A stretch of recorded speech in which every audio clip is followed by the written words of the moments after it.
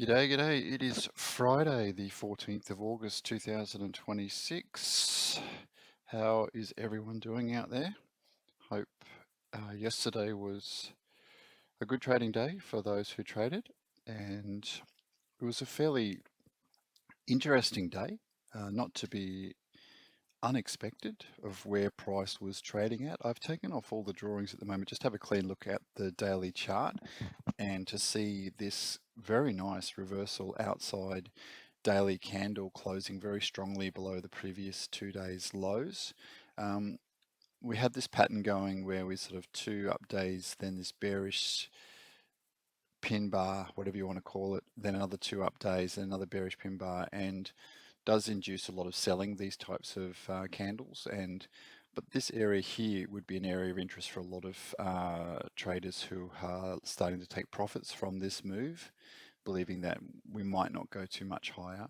But yesterday, I mean, CPI is now out of the way, PPI is now out of the way. They've both come in pretty cool. And once that information's hit the market, then it's up to the institutional traders to decide where they want to take price from now. But this is quite a bearish day. We've got an outside of these two candles here. Switching the drawings back on, apologize if it gets a little bit messy.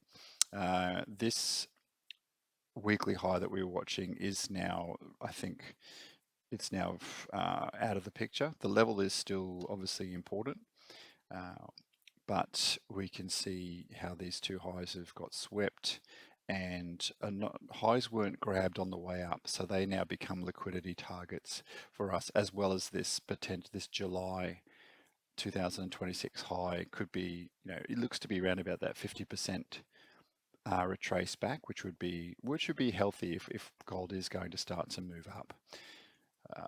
But we always look on both sides of the fence, and this would be what, the 5th of June.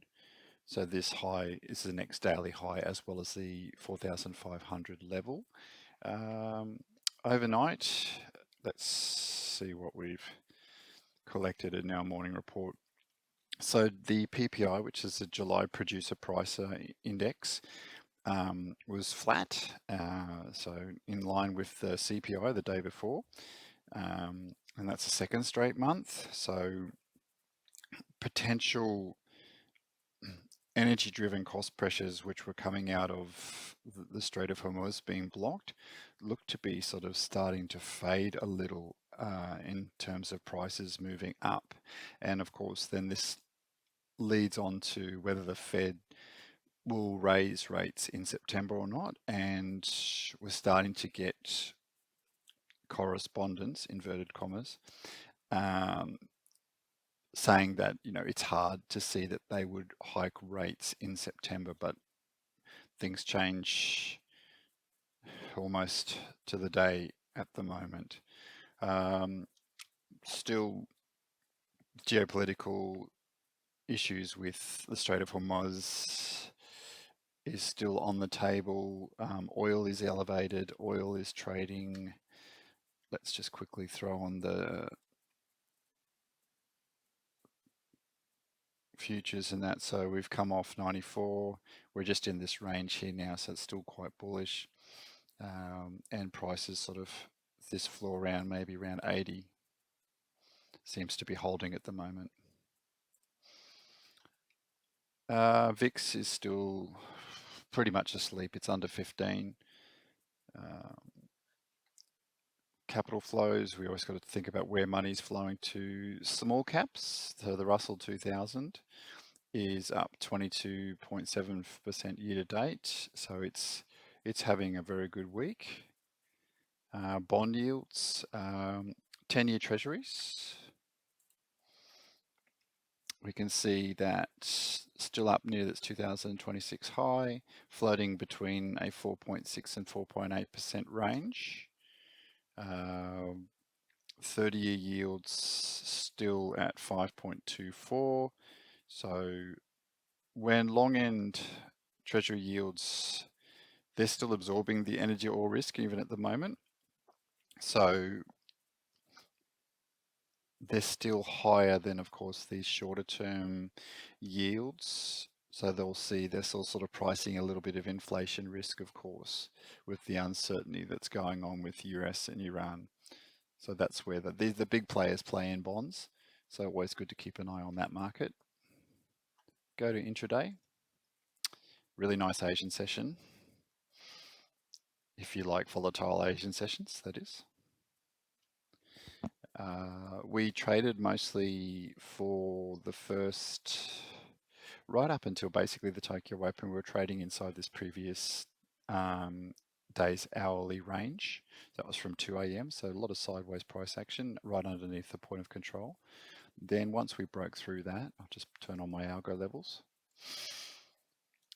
Price blew straight up to the previous day's high and tagged that, found sellers, came back down, retested the upper value line and bounced off that. So there was nice trades all the way through here. The best one was this sweep of the previous day's high, trading back down to the point of control. Quite a simple trade to hold for that one.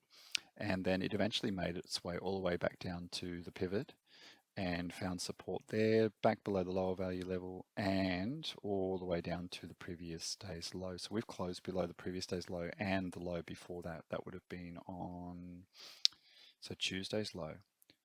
So we are seeing a little bit of potential topping pattern, and so we need to be very mindful of where we sit today. Okay, market has just opened up. Where do we sit? We're sitting inside, as often the case in Asia, especially in the first or second hour, we're sitting inside a previous day's hourly range, which I don't really like to trade in. I'm going to move this Tuesday's low. We have Thursday's low down here. The point of control has been hit. I'll see if I can just drag that across. The ATR, of course, of the volatile Asian session is up for today, the one that I use, so I'm going to put in those. Point of control sits at the lower value line, so we're definitely in bearish price discovery at the moment.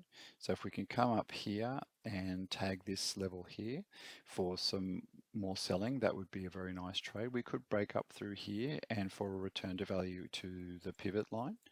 Long as we break the point of control quite strongly. Hopefully it run away without us.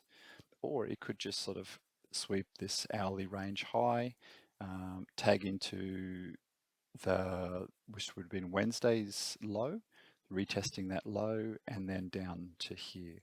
But my favorite trade would be this price discovery trade for, so we're in bearish price discovery and selling from up here.